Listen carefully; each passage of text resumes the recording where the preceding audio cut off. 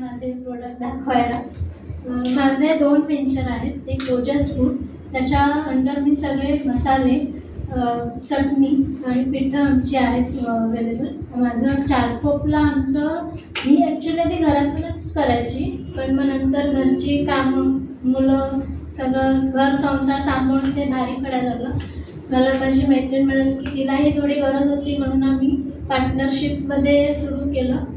चारकोप, कांजूर चारकोप साईडला आम्ही शॉप घेतलं. तिथे हळूहळू आम्ही सुरू करत गेलो. तिथे आमच्या सगळी आता मशिनरीज आहेत.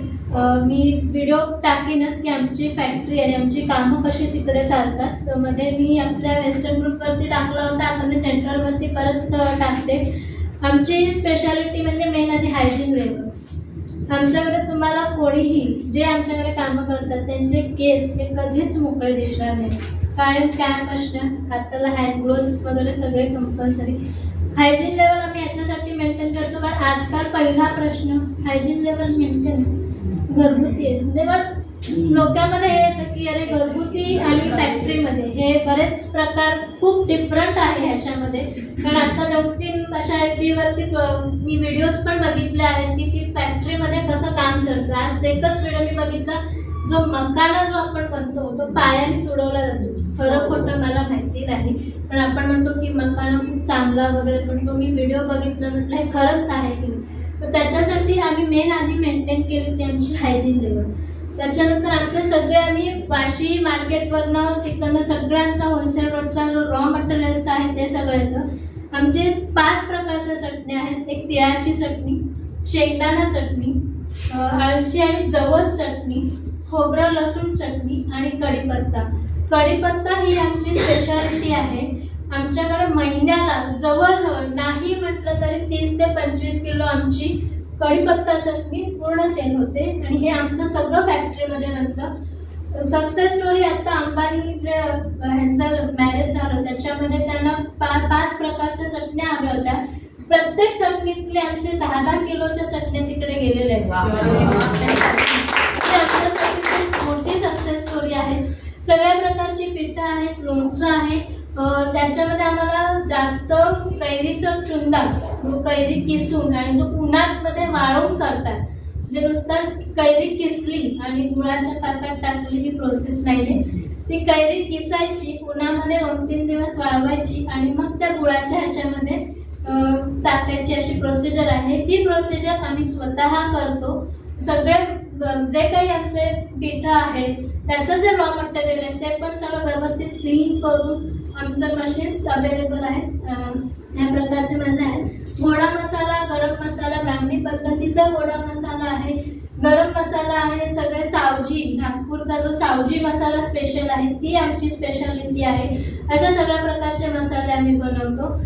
मी प्रोडक्ट आणलेले आहेत, तुम्ही बघू शकता.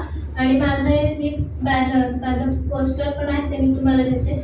माझं सेकंड वेंचर आहे ते NS क्रिएशन. जसं मॅडम म्हणाल्या की नाव बदललं, मला पण तेव्हा राग आला की माझं नाव का बदललं. कारण माझे वडील आर्टिस्ट आहेत, पण जुन्या काळामध्ये तेवढं आर्टिस्ट आणि ह्यांना महत्त्व नव्हतं, म्हणून ते जॉब करून त्यांच्या इच्छेसाठी ते ड्रॉइंग्स वगैरे करायचे. पण ते नंतर आम्हाला कळायला लागलं की आम्ही मोठे झालो की तेव्हा वडिलांना त्या ह्याच्यामध्ये जायला हवं होतं. पण त्यांची जी कला आहे ती माझ्यामध्ये उतरली.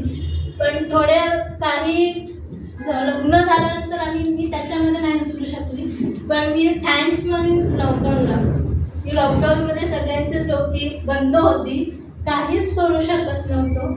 मग माझी एक मैत्रीण आहे, ती म्हणाली काय नसते बसून राहतेस, म्हणजे काहीतरी तू करशील. म्हटलं मला आर्टची वगैरे आवड आहे, मी करू शकते. मग मी हळूहळू अशा रांगोळ्या येतात ना, ॲक्रेलिक मटेरियल्सच्या, त्याचे रॉ मटेरियल्स येतं. हे जे वरचं कुंदनचं जे वर्क आहे हे मी स्वतः बनवते. म्हणजे आधी मी हे फक्त हॉबी म्हणूनच केलं, मग पोस्टिंग करायला सुरुवात केली. पण आणि मला सपोर्ट दिला दीप्ती मॅडमने की पोस्टिंग्स कर. मग आता नुसत्या पोस्टिंग होणार नाही, मग त्याच्यासाठी नाव पाहिजे, आपलं ब्रँड नेम पाहिजे. म्हणून मी याचं नाव NS क्रिएशन अशासाठी ठेवलं. मी इकडची नेहा माहेरची आणि तिकडची स्मिता, म्हणून हे NS क्रिएशन. कारण माहेरचं नाव तुम्ही म्हणता तसं सोडायचं नव्हतं, म्हणून इकडची नेहा आणि इकडची स्मिता असं करून मी NS क्रिएशन्स हे नाव ठेवलं. आणि स्वतःच डिझाईन करून थोडे म्हणजे मॅडमने मगाशी एकाने कोणी सांगितलं की कॉपी केलं, तसं मी थोडंसं कॉपी करून थोडंसं त्याच्या टोकं घालून आता मी 18.5 इंचीपर्यंतची ही रांगोळी बनवू शकते. ही पूर्ण 18.5 इंची रांगोळी आता मी मांडून दाखवली तर वेळ कमी पडेल आणि खूपच वेळ, म्हणून फक्त दाखवते. ह्याच्यामध्ये ही 8 इंचाची आहे. 8 इंचापासून ते 18.5 ते 20 इंचापर्यंत आहे. हे जे मागे दिसते ना, हे ड्रॉ असतं, ह्याच्या पुढचं वर्क हे माझं आहे. आणि ह्याच्यासाठी मला स्टेट लेवलचा अवॉर्ड मिळालेला आहे. आणि हे गिफ्टिंग ऑप्शन साठी खूप आहेत, किंवा वर्क वगैरे ठेवायला आपल्याकडे आजकाल बरेच ऑप्शन्स लागतात, त्याच्यामुळे गिफ्टिंग ऑप्शन रुखवतासाठी आहे.